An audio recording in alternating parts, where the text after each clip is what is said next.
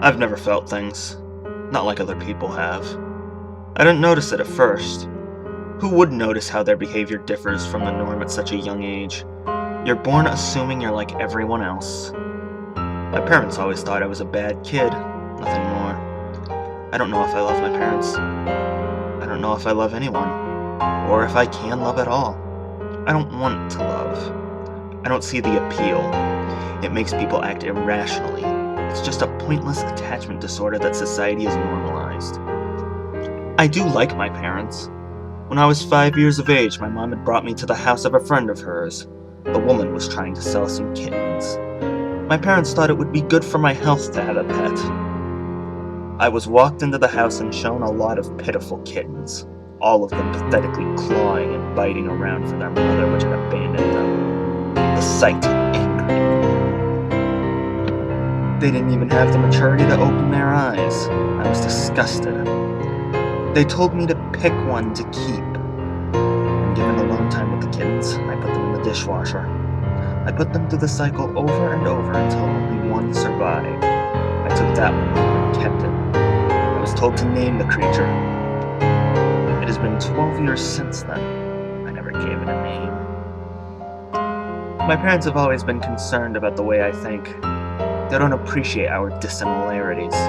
When I was young, they thought corporal punishment was the best method of correcting me. They quickly found it non-viable due to my apparently high pain tolerance. I do feel pain, but I'm not bothered by it. Sometimes I like to feel a nice low burn on my skin. Bask in the warmth.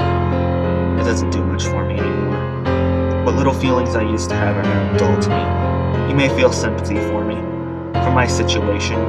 You may think it's sad, my lack of feeling. Don't. I prefer myself the way I am. I don't envy you. Not at all. The contrary is much more accurate. I am almost thankful not to be in your superficial tangles of emotional drama. I prefer not to be weighed down. I do, however, like my parents. I want to ease their concerns. I have a friend and a girlfriend to ease their concerns, me being antisocial. The friends I acquired were impressed by my pain tolerance. The girlfriend I chose was easy to manipulate. Simple emotional needs and exploitable deep-seated fears and anxieties make for a long-lasting relationship. I've been thinking, what is the purpose of life? The average person lives only to be about 70 years of age. That's not enough time to do anything meaningful. Even worse, that most of that time is spent distracting themselves with indulgences of emotional pursuits. There must be more. Somebody like me. Someone free of all the clutter. I must be more important than just an inconsequential blip on the timeline of the Earth. This body will die. It's unfortunate, but definite. I had to immortalize myself another way. I had to become a name people would remember forever.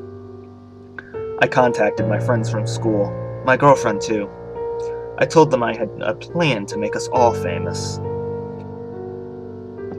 I gave them no more information than to get in my van and bring anything with a camera.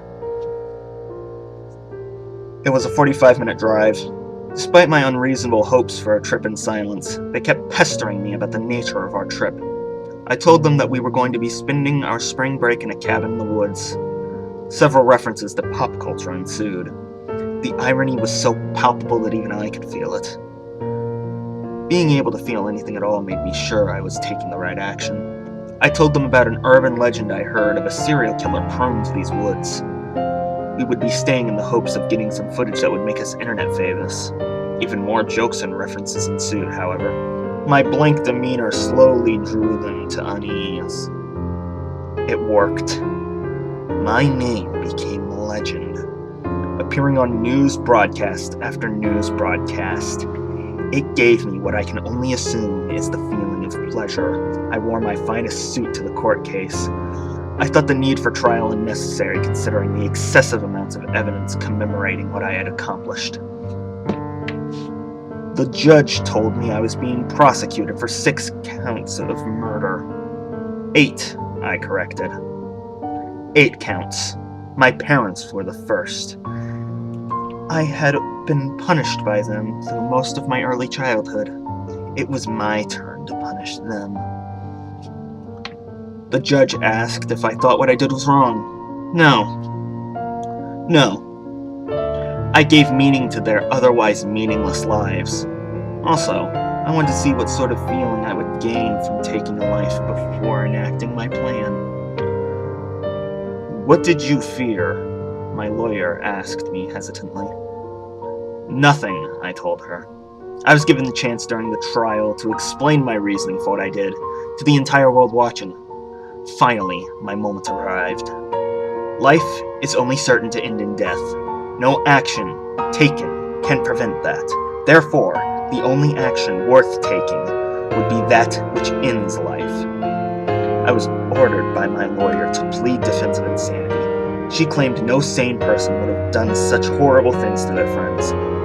Hearing her describe my actions in such words upset me. My friends weren't just gutted in some alley for no reason, or brought to death by some disease only to be forgotten in the next century. I made them famous, infamous, forcing the whole world to watch the grand finale of their otherwise pointless lives. I'm not just some garden variety murderer. I must be more special. These petty people could never understand. It's the only action worth taking. I pled guilty and was sentenced to death per my request.